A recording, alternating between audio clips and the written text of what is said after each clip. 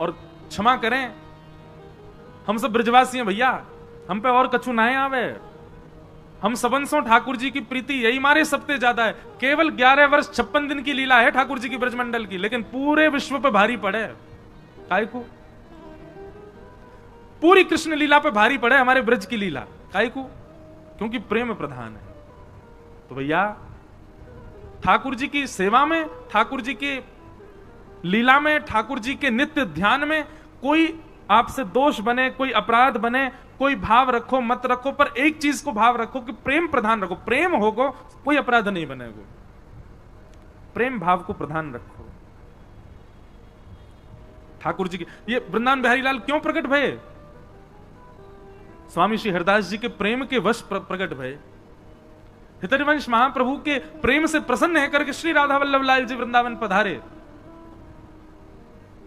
हितरिवंश महाप्रभु के अनन्य सेवक श्री हरिराम व्यास जी के प्रेम से प्रसन्न है कि जुगल किशोर जी प्रकट भये। गोस्वामी श्री गोपाल भट्ट गोस्वामी जी के प्रेम से, शालिग्राम से श्री राधारमण जी प्रकट भये। सबने अपने प्रेम से प्रकट किया और ठाकुर जी को प्रेम प्रधान। और वो प्रेम सिखावे कौन? श्रीमद् भागवत की कथा। इसलिए यहां ज्ञान लेवे के काजे, वैराग्य लेवे के काजे आप सब नहीं हो, ये सब सुनवे के काजे हो, थोड़ा थोड़ा जीवन में छिड़काव करवे के काजे हो, पर मूल रूप से तो प्रेम की शिक्षा लेवे के काजे बैठे हो कथा में। प्रेम। ऐसी भागवत जी की कथा का निर्माण किया। श्रीमद् भागवत को निर्माण करके अपने पुत्र सुखदेव जी को प्रदान किया। सुखदेव जी ने वही भागवत की कथा परीक्षित को सुनाई और यहां सूक्ष्म महाभारत का प्रसंग सुनाया गया। सौनक आदि ऋषियों ने प्रश्न किया, बोले महाराज ये परीक्षित कौन है, इनके बारे में हमको विस्तार से बताओ, इनको 7 दिन में मरने का श्राप क्यों लगा? तब यहां से महाभारत का प्रसंग शुरू होता है कि यदा मृधे कौरव संजयाना वीरेस्मथो वीरगतिं गतेषु ब्रकोदरा विग्ध गदा विमर्श भ्रगनोरुदंडे धृतराष्ट्रपुत्रे। किसी का प्रश्न आया था आज कि भगवान ने अर्जुन को ही क्यों स्वीकार किया? योग्य तो युधिष्ठिर भी हैं, योग्य तो नकुल सहदेव भी हैं, योग्य तो भीष्म पितामह भी हैं, पर भगवान ने अर्जुन को ही क्यों स्वीकार किया? बहुत अच्छा प्रश्न है और समझने योग्य बात है। युधिष्ठिर जी धर्म में प्रधान है, इसलिए उनका नाम है धर्मराज युधिष्ठिर। उनका धर्म अति श्रेष्ठ है। ठाकुर जी को प्रिय लगते हैं पर स्वीकार नहीं किया, इसलिए कोई धर्म के आचरणों को ही पूरे दिन लिखते लिखते करता रहता हो कि ये धर्म में करना है, ये धर्म में करना, ठाकुर जी का प्रिय बन जाएगा, पर ठाकुर जी उसको संग रखें इतना प्रिय नहीं लगेगा ठाकुर जी को। नकुल सहदेव बुद्धिमान है, स्वरूपवान है, पर आपके स्वरूप से, आपकी बुद्धि की चाटुकारी से, आपकी चतुराई से ठाकुर जी इतने प्रसन्न नहीं होंगे। प्रिय लग सकते हो पर प्रसन्न होकर ठाकुर जी गले में गलवैयां डाल लें, ये ठाकुर जी नहीं करेंगे। तो ठाकुर जी को रिझाने के लिए धर्म का आचरण नहीं चलेगा, ठाकुर जी को रिझाने के लिए बहुत बुद्धिमान होने से काम नहीं चलेगा, ठाकुर जी को रिझाने के लिए बहुत बलवान, बहुत ज्ञानवान, बहुत धनवान, इन सबसे आप ठाकुर जी के समीप भले ही पहुंचो। द्वारिकाधीश मंदिर में आगे बैठ के दर्शन करने हैं, पैसा देके बैठ जाओगे, आप समीप पहुंच सकते हो, पर स्वीकार ठाकुर जी हजारों लोगों में बैठे कौन को कर रहे हैं ये ठाकुर जी जाने। इतने सब लोगों में अर्जुन स्वीकार क्यों किया गया? क्योंकि अर्जुन के पास में सब कुछ है पर सब कुछ गौड़ है, प्रेम प्रधान है। प्रसंग आता है, मैं बहुत बार सुनाता हूं कथा में, कि जब महाभारत का युद्ध निश्चित हुआ तो अर्जुन और दुर्योधन दोनों गए भगवान के पास। दुर्योधन ने जाकर कहा महाभारत युद्ध होने वाला है, आप किस तरफ रहोगे? भगवान बोले पक्षपात मैं करता नहीं हूं, तुम दोनों मेरे भैया हो, अब ये तो बड़ी विडंबना हो गई कि मैं किस तरफ रहूं। दुर्योधन बोला कि आप में तो शक्ति है, आप दो दो रूप धारण कर सकते हो, एक रूप से हमारे पास रहो, एक रूप से वहां रहो। भगवान बोले फिर तो महाभारत हो गई तुम्हारी, फिर तो जीवन भर चलती रहेगी, कभी खत्म ही नहीं होगी। जब दोनों तरफ ही परब्रह्म खड़े हो जाएंगे तो फिर महाभारत पूरा कैसे होगी? बोले कोई तो निधान बताओ। तो भगवान ने बड़ा अटपटा उदाहरण दे, अटपटा निधान निकाला, समाधान निकाला। अच्छा, ठाकुर जी सदैव अटपटे समाधान ही देंगे। जैसे मैं एक उपाय बताता हूं कि कभी आप संशय में पड़ जाओ तो ठाकुर जी के आगे पर्ची डाला करो। जैसे कि ठाकुर जी हमको दिल्ली पढ़ने के लिए जाना चाहिए कि नहीं। अब आपका मन तो कह रहा है जाना है, लेकिन ठाकुर जी को यदि लगेगा ना कि नहीं, इसके नहीं जाने में ही भलाई है, तो ना ही आएगा। लेकिन कई बार ठाकुर जी ऐसे निर्णय भी लेते हैं, जैसे मान लीजिए आपने ठाकुर जी के आगे पर्ची डाली, दिल्ली जाके पढ़ना है, तो ठाकुर जी कहे हाँ ठीक है जाओ। अब आप दिल्ली आ गए। अब दिल्ली आते ही महाराज क्या हुआ कि वहां के संगत के अनुसार इतने बिगड़ते चले गए महाराज, सब काम बिगड़ता चला गया सब कुछ। अब फिर आप सोचो अरे ठाकुर जी ने तो आज्ञा करी थी कि हाँ जाना है, फिर ऐसा क्यों? निश्चित ही भविष्य में आप कई बार ठाकुर जी ऐसे निर्णय भी लेंगे कि उन निर्णयों में आपको ठोकर लगे, ठोकर से आपको पता चले कि नहीं आगे मुझे ऐसा करना है, तो जबरदस्ती ठाकुर जी ऐसा निर्णय लेके देंगे जिसमें आपको जबरदस्ती गिरना ही पड़े। कई बार अनुभव किया मैंने। हम कुछ पूछते हैं लाल जी से, अपने लाल जी के आगे पर्ची डालते हैं, तो लाल जी जो देते हैं ना, तो अब तो मैं जानने लगा हूं, अब तो मैं समझ गया हूं कि जो आएगा इसका मतलब यह है जो तू चाहता है वो नहीं मिलेगा, जो तेरे लिए जरूरी है वो मिलेगा। इसलिए ठाकुर जी के सामने जब कुछ संशय रखो तो उसमें यह मत सोचना कि आपको जो चाहिए ठाकुर जी वो देंगे, आपके लिए जो जरूरी है वही ठाकुर जी बताएंगे। और एक बात हमारी मान लीजिएगा, ठाकुर जी के आगे ये पर्ची डालने वाला काम इतना परेशान मत करना उनको कि रोज ही डाल रहे हो, हर बात पे पूछे रहे हो चाय पिए कि नहीं पिए बताओ। इतना परेशान मत करना। कई अपने जीवन के निर्णय स्वयं लीजिए, जब बहुत ज्यादा लगे कि अब इसमें मुझे क्या ही करना चाहिए आप बताओ।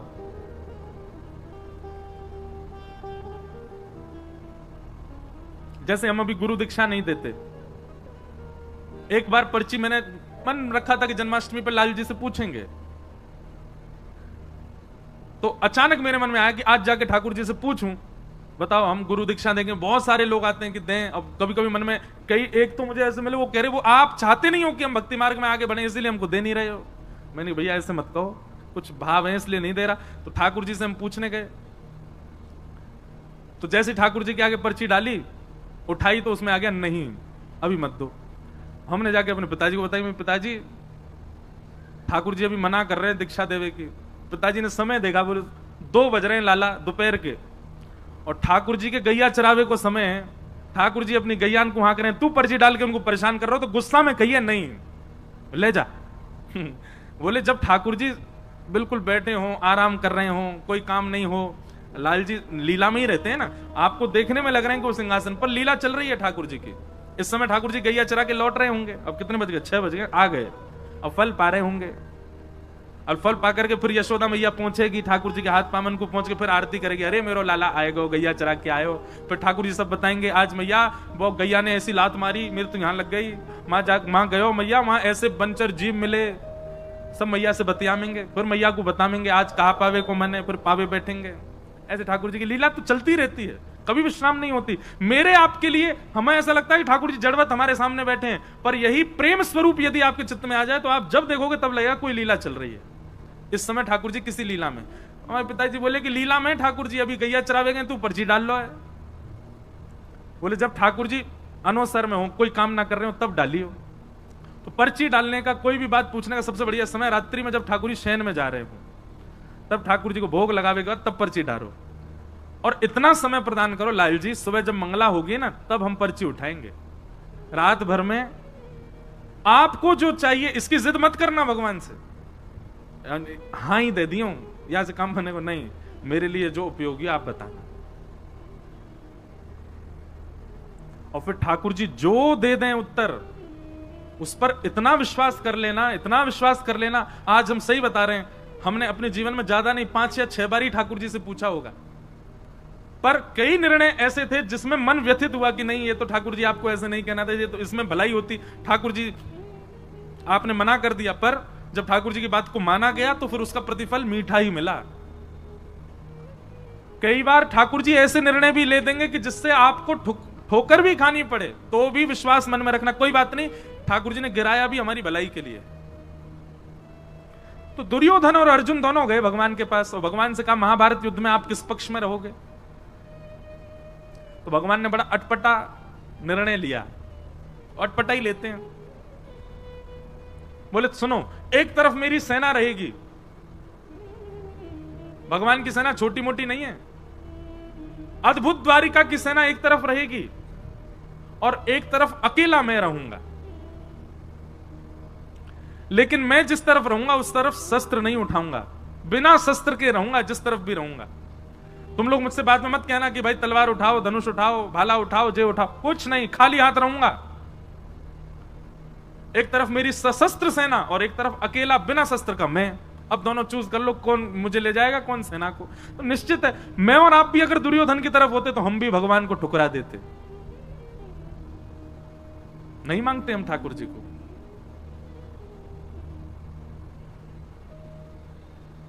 दुर्योधन ने कहा वो ऐसा है ना ठाकुर जी, आपका प्रेम थोड़ा पांडवों से ज्यादा ही है कुछ, आप तो पांडवों के पास ही जाओ, सेना मैं ले जाता हूं।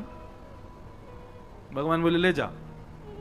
सेना लेकर के दुर्योधन चला गया, अर्जुन सामने अकेला बैठा है। भगवान बोले अर्जुन तेरे लिए कितनी भी व्यवस्थाएं बना दूं मैं, लेकिन तेरी बुद्धि कभी जग नहीं सकती। अरे पहले बोल देता कि सेना हमको चाहिए, तुम्हारे पास सैन्य बल कम है, मैंने इसीलिए सेना का प्रस्ताव रखा क्योंकि तुम्हारी सेना कम है कौरवों से, तो तुम कह सकते थे कि हमारे पास सैन्य बल कम है, हमें सेना दे दो। अब मैं बिना शस्त्र के चला जाता कौरवों के पास, अब सेना तो वो ले गया, अब तेरे पास आऊंगा मैं, एक तो वैसी सेना कम तुम्हारी और ऊपर से एक इंसान और बढ़ गया जो केवल खाएगा और सोएगा, कुछ नहीं करूंगा मैं। लेकिन अर्जुन प्रेमी है, ठाकुर जी के भावों को समझता है। मैं और आप अर्जुन की जगह होते तो रो गए होते इतनी बात में, ठाकुर जी अब फिर से कर दो टॉस, फिर से दे दो हमको, हम सेना ले लेंगे उसको, आप चले जाओ। हम तो कभी कभी मैं सोचता हूं कि बहुत गरीमत है कि द्वापर और त्रेता में हम आप नहीं थे, हम कलयुगी जीव नहीं थे, हम बड़े खतरनाक है महाराज। भगवान बलि के यहां गए, वामन बन के गए और संकल्प लेते विराट हो गए, 2 पग से तीनों लोग नाप लिए, तीसरा पग रखने के लिए भगवान पर पास जगह नहीं बची, तो बलि ने कहा तीसरा पग मेरे सिर पर रख दो। कभी कभी मैं सोचता हूं बलि की जगह मैं और आप में से कोई और होता तो हम ठाकुर जी को केस कर देते। बोले क्यों? बोले जब आए थे तब वामन बन के आए थे, चीटिंग करी इन्होंने, बड़े हो गए, हम तो 3 पग जमीन देने को तैयार हैं पर ये वामन बने, वामन बन के ही लें।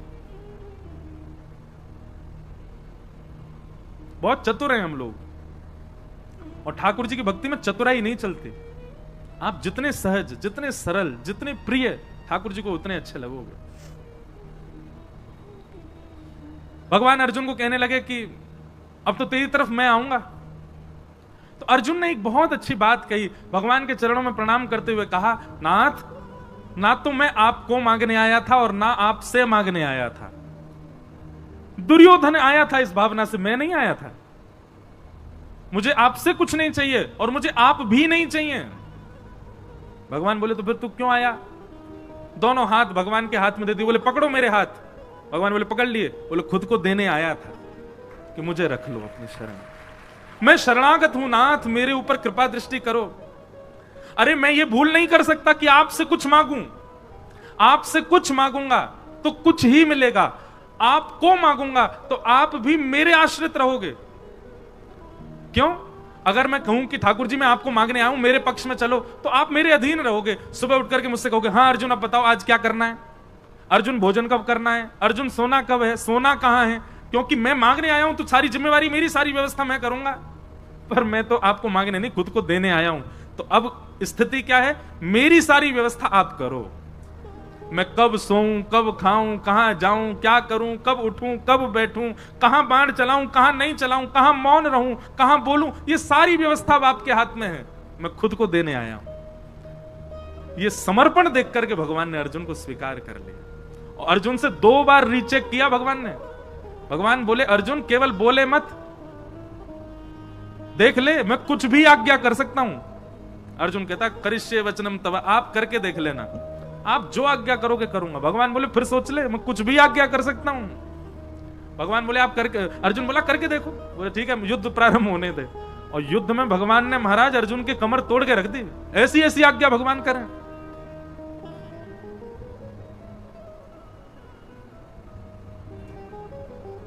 लेकिन हर आज्ञा को स्वीकार किया अर्जुन ने। इसलिए भगवान ने अर्जुन को स्वीकार किया। क्यों? क्योंकि बाकी सब तो ठाकुर जी से मांग रहे हैं, ठाकुर जी को मांग रहे हैं, पर अर्जुन ने तो खुद को ठाकुर जी को दिया, खुद को अर्पित किया, समर्पण किया। समर्पण किया, इसलिए भगवान उसके सारथी बन गए। और सारथी का मतलब कोई भगवान की पदवी कम नहीं हो गई है, बल्कि और श्रेष्ठ। हम सबको अपना सारथी ठाकुर जी को। सारथी मतलब कौन? जो राह दिखावे, जो लेकर के चले, कहां जाना है, कहां मुड़ना है, कहां बैठना है, कहां चलना है, ये सारथी ही तो कर सकता है। सारथी के अधीन होता है पीछे बैठा व्यक्ति। हर व्यक्ति अपना सारथी श्री कृष्ण को बनावे। जहां ले चलोगे वहीं मैं चलूंगा, जहां नाथ रख दोगे वहीं मैं।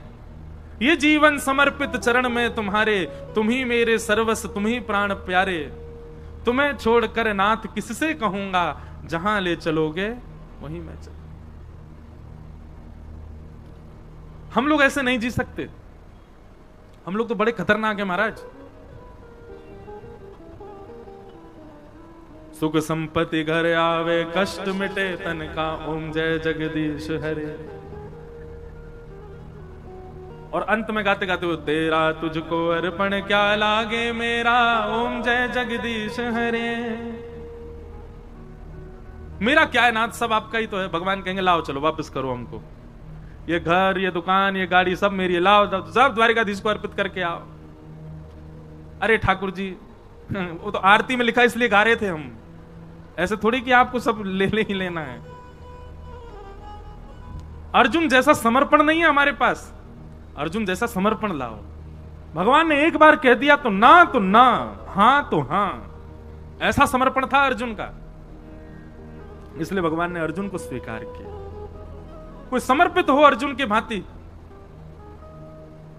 और एक बात मैं कथा में कहा करता हूं, भैया अगर आपकी इस कथा को सुनकर के मन में आ गया हो कि हम भी अर्जुन की तरह समर्पित होंगे, तो पहले ही ध्यान रखना, कस करके सीट बेल्ट बांध लेना अपने जीवन रूपी हवाई जहाज में।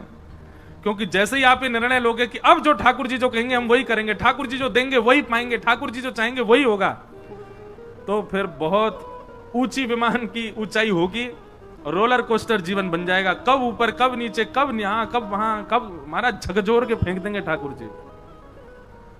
लेकिन कभी छोड़ेंगे नहीं। एक बार यदि कोई समर्पित हो गया तो निश्चित है ठाकुर जी उसके साथ खेलेंगे बहुत, पर उसका हाथ छोड़ नहीं सकते।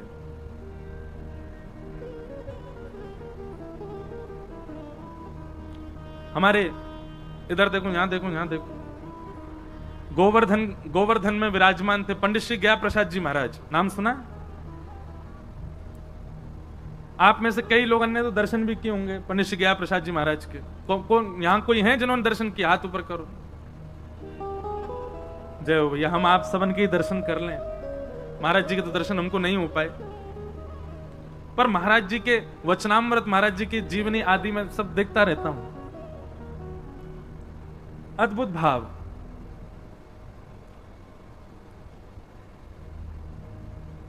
सब लोग सावधानी से कथा सुनो, कोई आए कोई जाए, आप तो बस भाव से सुनो कथा। पंडित जी महाराज की वाणी में एक बात बड़ी बढ़िया लगती थी।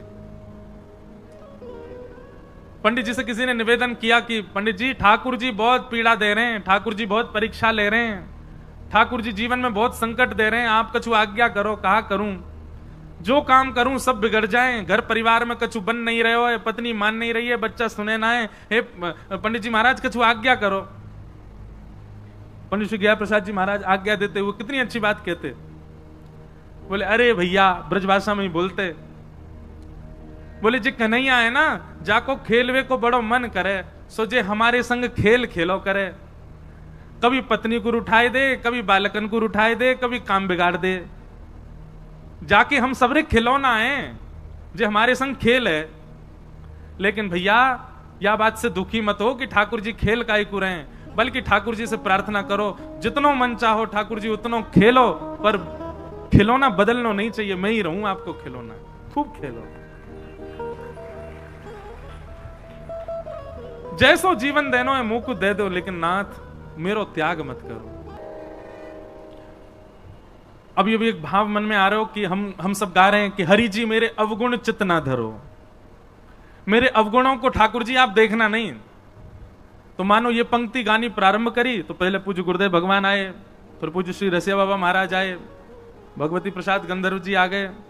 तो मानो ठाकुर जी ने 3 महापुरुष भेज के प्रमाणित कर दिया, ना धर रो अवगुण तेरे चित्त में, तू चिंता मत करे।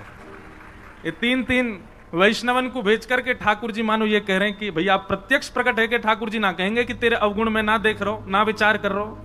तो यही भाव से मानो ठाकुर जी प्रमाणित कर रहे हो, कोई बात ना भैया, क्षमा किए, तेरे अवगुणन पे मेरी दृष्टि ना है, तू आनंद कर। तो ऐसी भावना है। रसिक जनों के पद बड़े अद्भुत हैं। हमारे अष्टछाप के कवि गोस्वामी तुलसीदास जी की विनय पत्रिका, जैसे ये पद है ऐसी विनय पत्रिका में गोस्वामी जी का भी एक पद है। हरि जी तुम बहुत अनुग्रह कीन हो, हरि जी तुम बहुत अनुग्रह कीन हो। अब पद तो ढूंढवे तो मिलेगा नहीं, लेकिन भाव बहुत सुंदर है वहां पर भी। बोले नाथ आपने मुझे बहुत बड़ा अनुग्रह किया। भगवान पूछ रहे हैं मैंने कहा अनुग्रह किया तुम पे? तो गोस्वामी जी कह रहे हैं, बोले आपने सबसे बड़ा अनुग्रह तो यही किया कि आपने मुझे मानव बनाया। श्रीमद् भागवत में भी भगवान कहते हैं, हृदय माध्यम सुलभम सुदुर्लभम प्लवम सुकल्पम गुरुकर्ण धारम मयानुकूलेन नभस्वतेरितम पुमान भवाब्धिम न तरेत्स आत्मा। मैंने मानव के ऊपर सबसे बड़ी कृपा यही की कि मैंने उसको मानव बनाया। अरे नित्य इसी बात का धन्यवाद कहो ठाकुर जी कि हमको आपने कोई जीव जंतु तो नहीं बनाया, मानव बनाया। गोस्वामी जी का वो पद बहुत सुंदर है। उसमें गोस्वामी जी कहते हैं आपने बहुत बड़ी कृपा की कि अत्यंत दुर्लभ मानव शरीर मुझको प्रदान किया। पर ठाकुर जी हम एक अनुग्रह और आपसे चाहते हैं, एक अनुग्रह और कर दो। भगवान कह रहे हैं अब क्या चाहिए? तब गोस्वामी जी कहते हैं कि संसार रूपी विषय सरोवर में मेरी मन रूपी मछली घूम रही है। बहुत ध्यान से सुनना, संसार रूपी विषय सरोवर में मेरी मन रूपी मछली डोल रही है।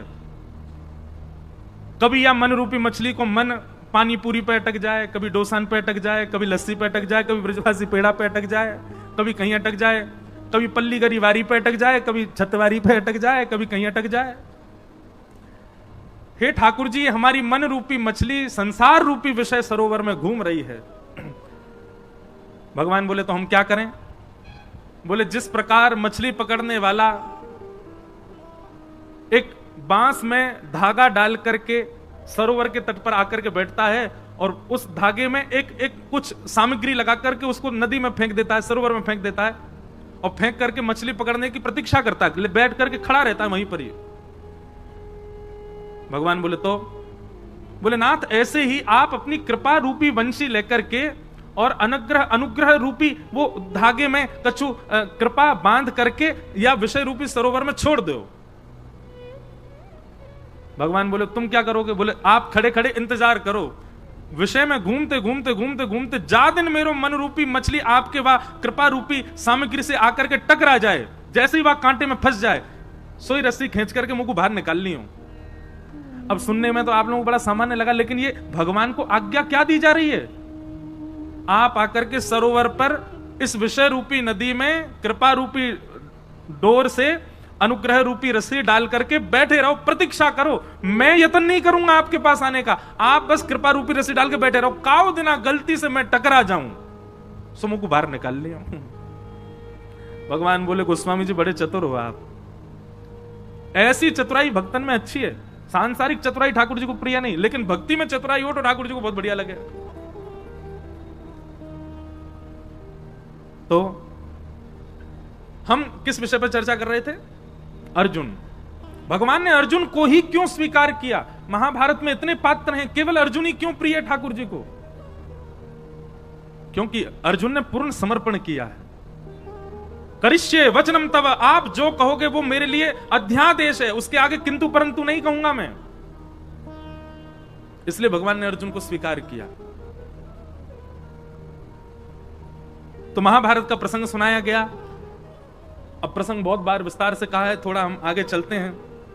प्रथम स्कंद विश्राम कर दें, कल फिर ठाकुर जी का जन्मोत्सव भी होना है। महापुरुषों के थोड़े वचनामृत भी सुनेंगे, तो अभी हम विषय जो प्रमुख हो उसको थोड़ा थोड़ा कह के चलेंगे। महाभारत का युद्ध विश्राम हो गया, परंतु दुर्योधन ने बदला लेने के लिए अश्वत्थामा को भेज दिया और कहा जाओ जाकर के 5 पांडवों को सोते हुए मार दो। सोते हुए 5 पांडव तो नहीं मार पाया, पर द्रौपदी के 5 पुत्र उसी शिविर में सोए थे, उसको लगा अंधेरे के कारण 5 पांडव ही हैं, निर्दोष बालक मार दिए द्रौपदी के, जिसके कारण अश्वत्थामा को बंदी बना करके भगवान की आज्ञा मान करके अर्जुन ने उसके आधी दाढ़ी मूछ शिखा छेदन करके मणिम जहार मूर्धन्यम उसकी मणि को निकाल लिया और उसको छोड़ दिया, क्योंकि ब्राह्मण था, भगवान ने मना किया, ब्राह्मण ने इसको मारना नहीं। अब इस विषय पर हम थोड़ा विस्तार करते हैं कथा में कि अगर भगवान मना कर रहे हैं ब्राह्मण को नहीं मारना चाहिए, तो फिर खुद ने रावण क्यों मारा? भगवान मना कर रहे हैं ब्राह्मण को नहीं मारना चाहिए, तो स्वयं ने नृसिंह रूप में हिरण्यकश्यप क्यों मारा?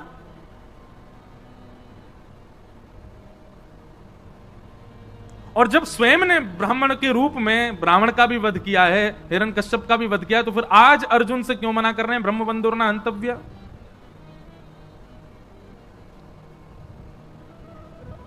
अब विषय तो बहुत बड़ा है, पर सूक्ष्म में कहूं, व्यक्ति 2 रूपों से अपना प्रस्तुतिकरण करता है। सब लोग बहुत सावधानी से सुनिएगा। एक तो जन्म से पता चलता है कि वो कौन है, और एक कर्म से पता चलता है कि वो कौन है। जन्म और कर्म ये दोनों प्रमाणित करते हैं कि वो कौन है।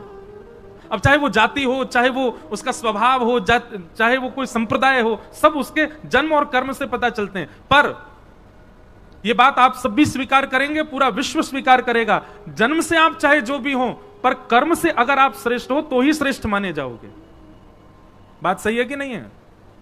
अब जन्म से भले ही आप खूब ऊंचे कुल में हो, खूब श्रेष्ठ कुल में हो, अच्छे जाति में हो, अच्छे संप्रदाय में हो, अच्छे नाम गोत्र में जन्म लिया, लेकिन स्वभाव से बिल्कुल विपरीत हो। जैसे रावण पुलस्त्य ऋषि के खानदान में है, ब्राह्मण कुल है, सारस्वत ब्राह्मण है, और विस्तार तो और क्या क्या है ये सब तो सब विद्वान जाने, पर स्वभाव आज तक जलाया जाता है। रावण एक ब्राह्मण को पूरा विश्व जलाता है हर वर्ष, क्योंकि वहां पर ब्राह्मणत्व गौड़, ब्राह्मणत्व सूक्ष्म हो गया, उसके दुर्स्वभाव की वजह से उसका ब्राह्मणत्व नष्ट हो गया। जन्म से और कर्म से हमारा स्वरूप पता चलता है। रावण भले ही ब्राह्मण है, लेकिन रणभूमि में शस्त्र हाथ में लेकर के खड़ा है, और शस्त्र धारण करने का अधिकार क्षत्रिय का है। और रणभूमि में क्षमा कीजिए, सामने जो आएगा वो शत्रु है, उसकी मृत्यु तो निश्चित है। इसलिए वहां पर यह नहीं देखा गया कि वो ब्राह्मण है, सशस्त्र खड़ा है। शास्त्र हाथ में होने चाहिए ब्राह्मणों के, तो शस्त्र नहीं, वो शस्त्र लेकर के खड़ा है और रणभूमि में खड़ा है, युद्ध भूमि में खड़ा है। और उसके बाद एक पर स्त्री को बंधी बना करके अपहरण करके खड़ा है, पूर्ण रूपेण अपने ब्राह्मणत्व का नाश कर दिया है। इसलिए ठाकुर जी ने वहां विचार नहीं किया है। और रही बात अश्वत्थामा की, आतताई है, रणभूमि में नहीं आया है। रणभूमि में अश्वत्थामा के पिता थे तो मारे गए, ये तो छिप करके एक कायरों जैसा काम कर रहा है। भगवान ने एक प्रकार से उसको ब्राह्मण कहकर के छोड़ दो, इससे कोई भलाई नहीं, इससे कोई ऐसा नहीं कि उसके ऊपर कृपा की, बल्कि अश्वत्थामा को और बड़ा दंड दिया। अगर इसको मार दोगे तो इसकी मृत्यु 2 क्षण में हो जाएगी, ऐसा करके इसको जीवित छोड़ दो कि हर क्षण मरे। बल्कि भगवान ने तो उसको और कड़ा दंड दिलवाया है। अश्वत्थामा आज भी चिरंजीवी है, आज भी जीवित है, परंतु अपने चिरंजीव होने पर, अपने अमर होने पर अश्वत्थामा को कभी प्रसन्नता नहीं होती होगी, रोता ही होगा हर क्षण। भगवान ने कहा बालकों के हत्यारे को अर्जुन मृत्यु दंड मत दो, ऐसा दंड दो कि हर क्षण मृत्यु के समान कष्ट हो और वो मरे भी ना। और वो दंड भगवान ने दिलवाया। और रही बात, एक मेरी बात आप बहुत ध्यान से सुनिएगा, कई जगह ब्राह्मणों के लिए थोड़ा पक्ष आता है कि उनको ऐसा नहीं, उनके प्रति ऐसा, तो कई लोग बोलते हैं महाराज जी उनके पक्षपाती हैं क्या भगवान? हाँ हैं। एक बात ध्यान से सुनना, सबके लिए दंड का निधान है, सबके लिए भगवान कहते हैं तुम ही दंड दे दो। ब्राह्मण को दंड मत दो, तो हमको लगता है भगवान पक्ष कर रहे हैं, ब्राह्मणों के लिए इतनी छूट कर देते हैं। नहीं, भगवान कहते हैं बाकियों को दंड तुम दो, ब्राह्मणों को तो मैं दंड दूंगा। अरे मैंने ब्राह्मण कुल में भेजा, इतने श्रेष्ठ कुल में भेजा, इतना योग्य बना करके, उसके बाद भी दुष्कर्म। तो ब्राह्मण यदि कुछ गलत करते हैं तो भले ही समाज में उनको मुक्त कर दिया जाए, पर ठाकुर जी कहते हैं कि उनको तो फिर मैं दंड दूंगा। क्यों? क्योंकि श्रेष्ठ कुल में इसलिए थोड़ी भेजा है कि तुम यहां जाकर के ये सब करो।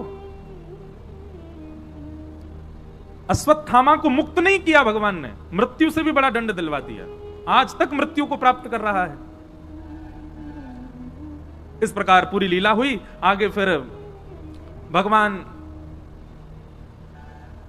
रथ में आरूढ़ होने लगे, सबसे बोले भैया अब सब हो गया है, सब कुछ व्यवस्थित हो गया, हस्तिनापुर के राजा बन गए, राज्य गद्दी पर युधिष्ठिर को बैठने की भगवान ने आज्ञा कर दी, सब कार्य सब निवृत्त होने लगे। भगवान जैसे ही जाने लगे, इतने में ही अश्वत्थामा ने संपूर्ण कुरुवंश को नष्ट करने के लिए, पांडवों के वंश में कोई तर्पण करने वाला ना बचे, यह विचार करके अभिमन्यु की पत्नी गर्भवती है, सगर्भा है, उसके गर्भ को नष्ट करने के लिए ब्रह्मास्त्र छोड़ दिया।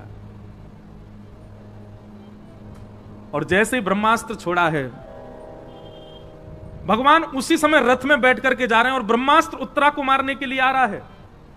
उसी समय दोनों भुजा उठा करके ठाकुर जी की ओर दौड़ती है उत्तरा कि पाहि पाहि महायोगिल देव देव जगतपते नान्यम तद्भयम पश्ये यत्र मृत्यु परस्पर। दोनों भुजा उठा करके पूर्ण समर्पण की भावना से ठाकुर जी की ओर दौड़ी है। हे जगतपति मेरी रक्षा करो। जैसे ही दोनों भुजा उठा करके भगवान की ओर दौड़ी, वहां युधिष्ठिर भी खड़े हैं, वहां अर्जुन भी खड़े हैं। अरे उत्तरा के खास ससुर जी हैं अर्जुन, अभिमन्यु की पत्नी है, अपने ससुर जी के पास नहीं गई। युधिष्ठिर राजा हैं, राजा के पास नहीं गई, किसी के पास नहीं गई, सीधे भगवान के पास गई है। और मानो सबको यह बता दिया कि रक्षक तो केवल और केवल यही हैं, द्वारिकाधीश जगतपति। पति शब्द का अर्थ क्या होता है? रक्षक। ये जगत रक्षक हैं। आप चाहे कितनी भी ऊंची पदवियों पर बैठे हो, चाहे कितने भी बड़े बलवान हो, पर विश्व रक्षक तो यही हैं। इसलिए किसी की शरण में नहीं गए। द्रौपदी ने जो गलती की थी चीरहरण के समय, सबके आगे हाथ फैलाए, आज उत्तरा ने वो गलती नहीं की, सीधी दौड़ी भगवान के पास। और मानो ऐसा विद्वज्जन कहते हैं कि उत्तरा ने भगवान से जाके कहा, मुझे भले ही कुछ भी हो जाए, मेरे गर्भ के बालक को बचा लीजिए, मेरे गर्भ के उस बालक को जीवित रखिएगा नाथ।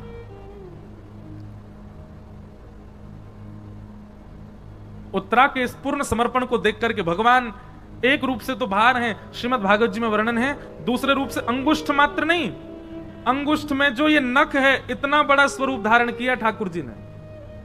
इतना बड़ा स्वरूप धारण करके ठाकुर जी उत्तरा के गर्भ में प्रवेश कर गए और अपनी गदा को इतनी द्रुत गति से घुमाया कि आकाश से आ रहा वो ब्रह्मास्त्र आकाश में ही नष्ट हो गया। भगवान ने उत्तरा के बालक की रक्षा की।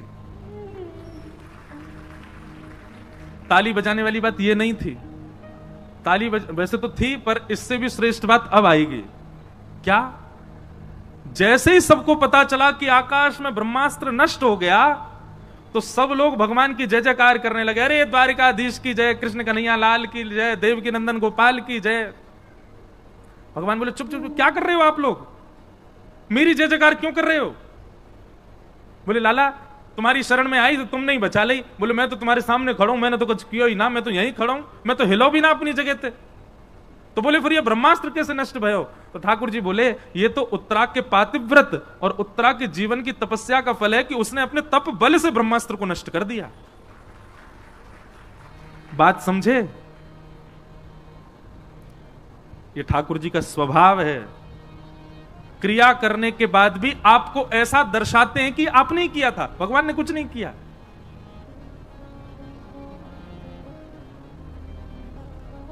पूरी लीला कर दी भगवान ने, उत्तरा के गर्भ में प्रवेश करके रक्षा कराए ठाकुर जी। पर बाहर क्या कह रहे हैं सबको? अरे नहीं नहीं, उत्तरा की जय जयकार करो, इसके पातिव्रत बल ने, इसके जीवन भर की तपस्या ने, इसके सत्कर्मों ने इसकी रक्षा की है। ये ठाकुर जी का स्वभाव है।